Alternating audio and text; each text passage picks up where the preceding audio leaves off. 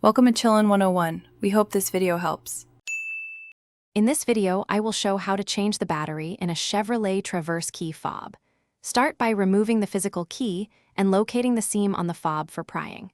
Use a flat tool to gently separate the halves, then remove the old CR2032 battery with clean fingers or tweezers. Note the battery orientation before installing the new one. Snap the case closed securely and test the buttons to confirm the fob works. Begin by sliding out the metal key, which reveals the case seam for prying. Insert a thin flat tool at the seam and twist gently, working around the edge until the halves separate. Keep the case halves together to avoid misplacing the spring or small components inside. Once open, use tweezers to lift the battery straight out, avoiding contact with circuit contacts or bending any metal pieces inside.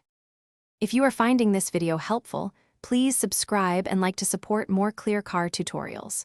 Quick recommendation: the Shark AI Ultra Robot Vacuum makes life easier by handling pet hair and crumbs, and it even responds to voice control for hands-free cleaning. Check the description for the link and other deals if you want one. Thanks for supporting the channel. Now let's get back to the video. Remove the old CR2032 battery and note the positive side orientation so you install the new one correctly. Place the new battery into the slot, ensuring it sits flush and contacts the terminals firmly. Align the case halves and press them together until you hear a solid click, being careful not to trap any internal parts. Slide the metal key back in and press each button to verify the fob transmits to the vehicle.